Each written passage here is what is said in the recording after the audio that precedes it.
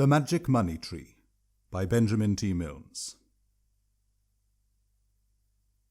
There was once a great city.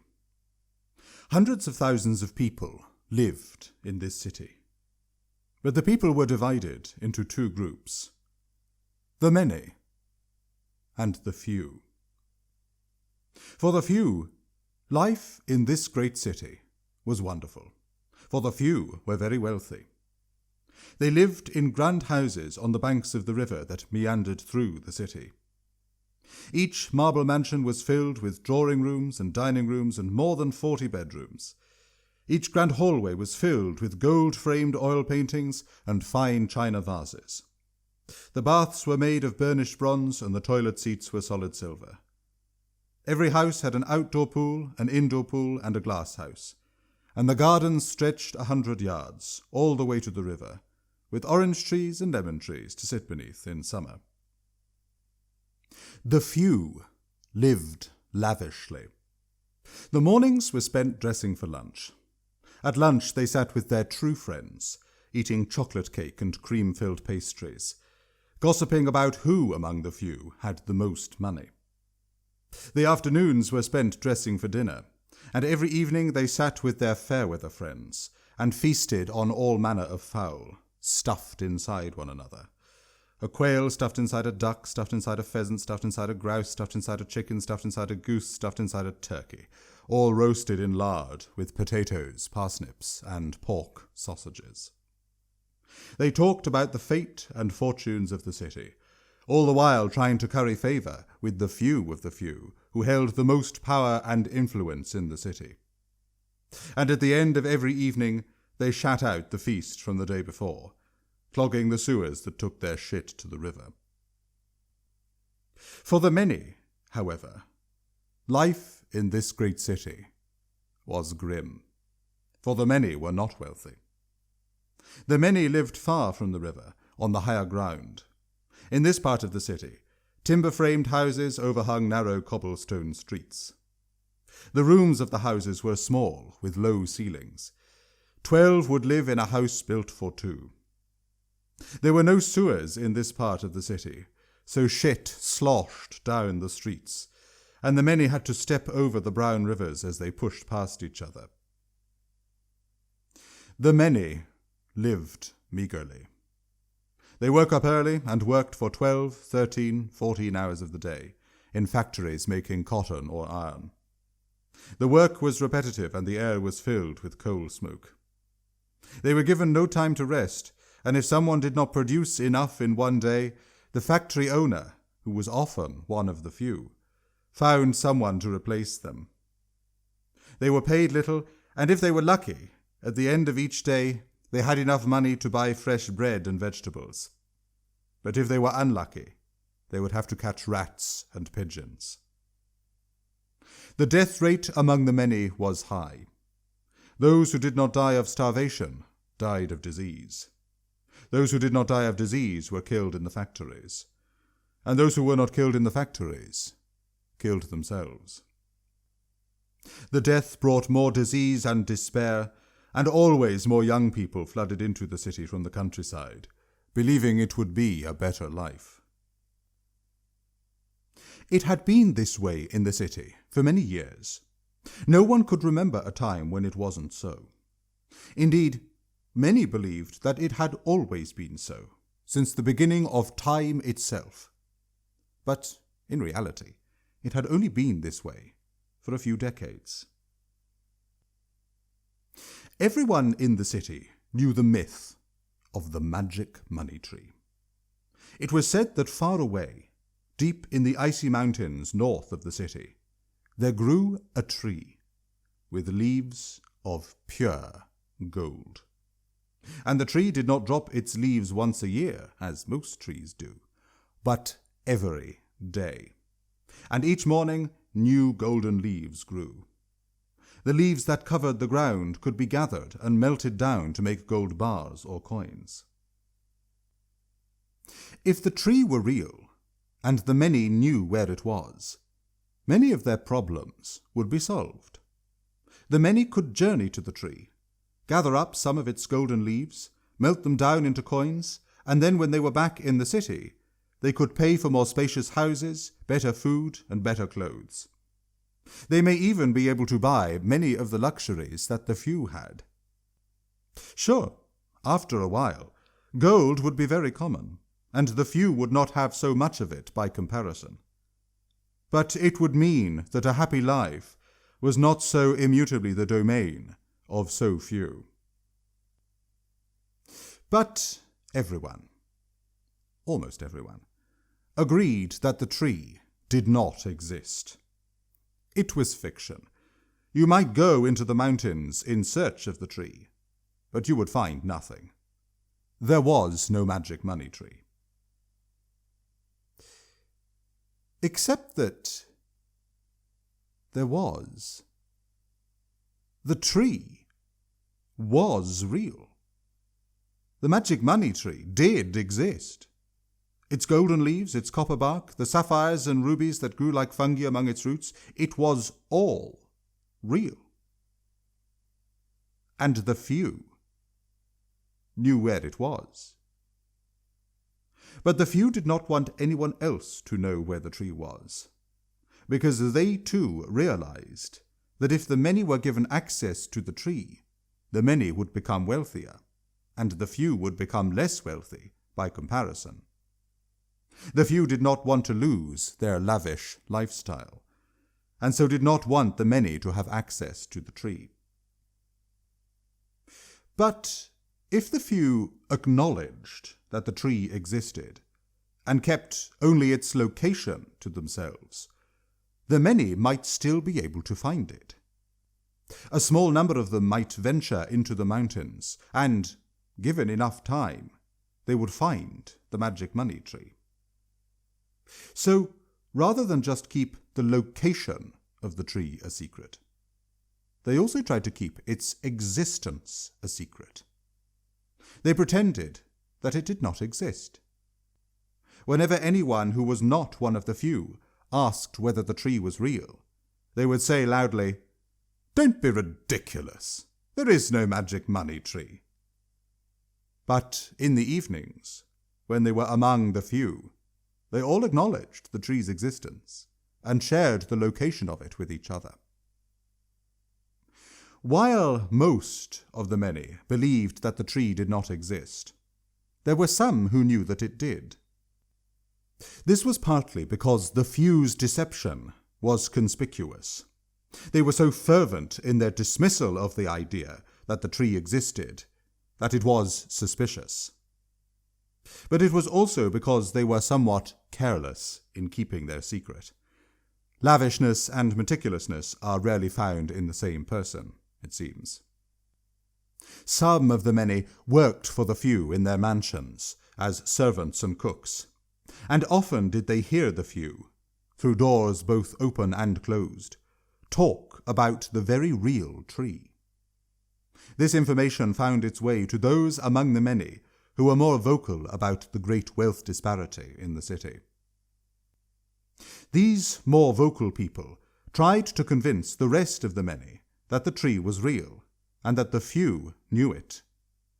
They tried to convince them that the few were deceiving them, because if the many found where the tree was, the few would not remain so wealthy for very long. But as loud as they shouted, the few shouted louder, and indeed the few paid some of the many to shout for them.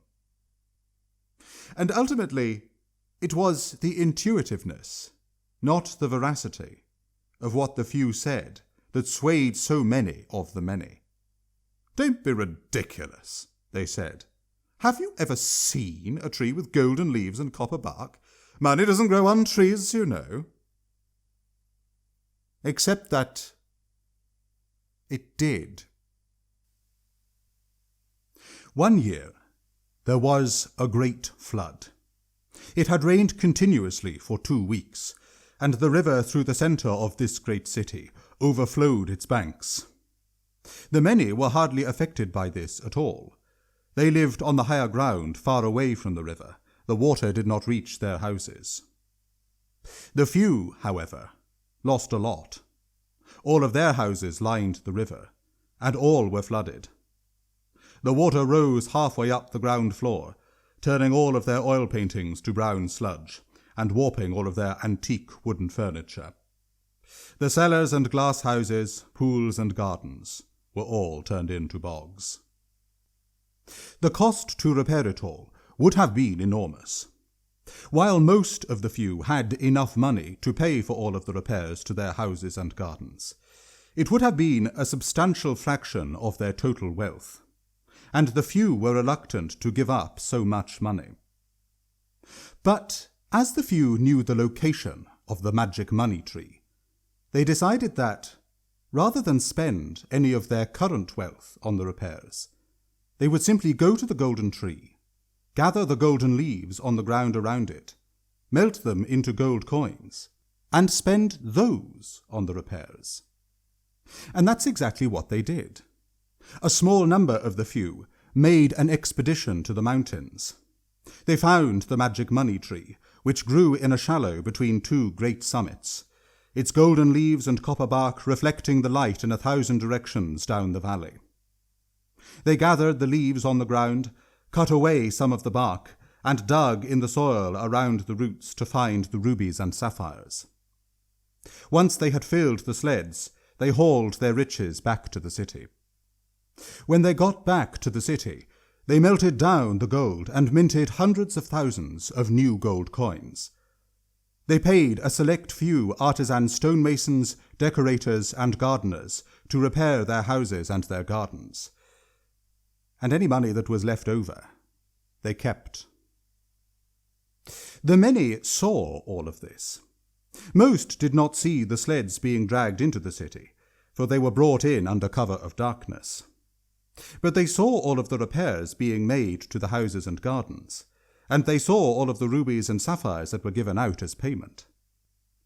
But they did not question it. They did not question where the riches came from. Those among the many who knew that the tree existed shouted that that's where the few had gotten the money from. "They have gotten all of this money from the magic money tree," they said.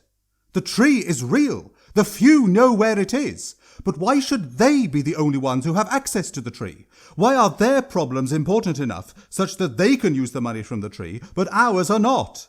We have starved for years, we have died for years, and throughout all of it they have refused to use the tree and pretended it did not exist. But at the first inconvenience to them, they will use the tree."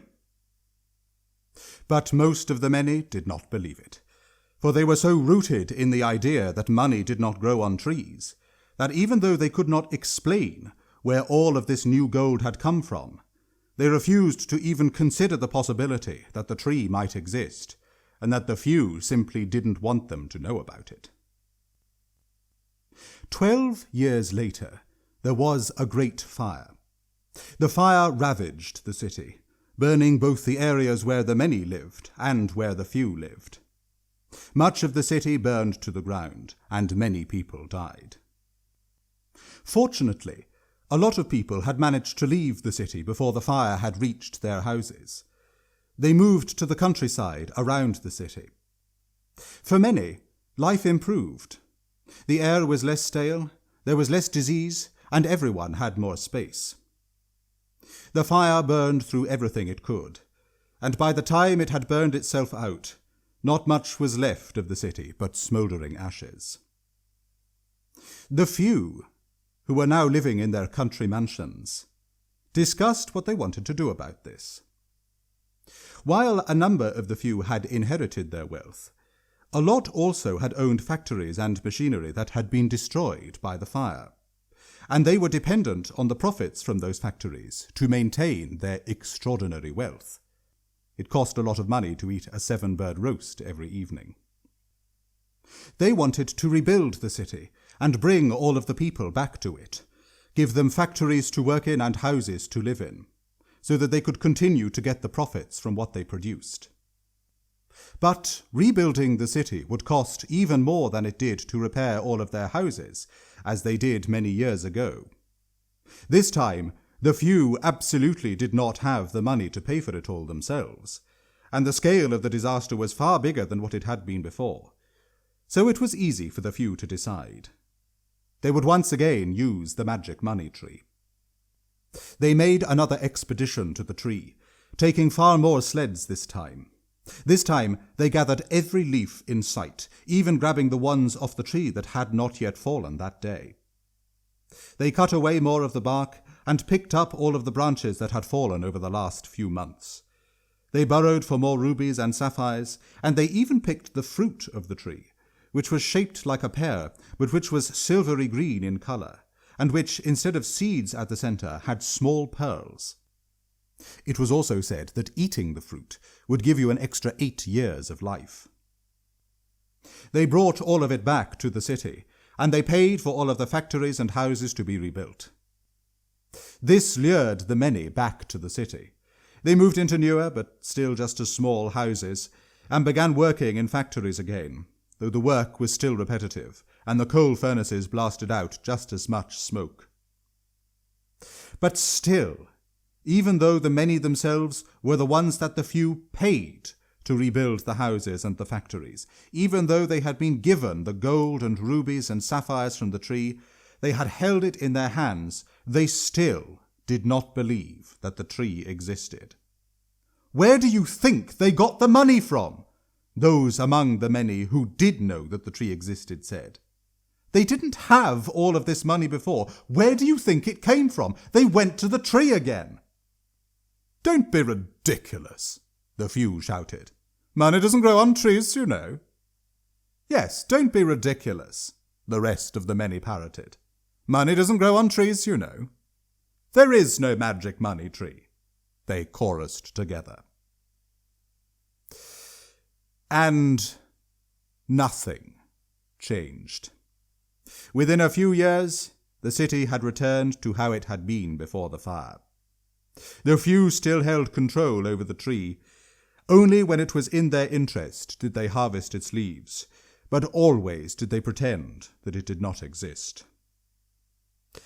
And never did the many learn that sometimes, when someone doesn't want you to do something, rather than try to persuade you not to do it, they will try to deny that it is even physically possible. When actually, it is.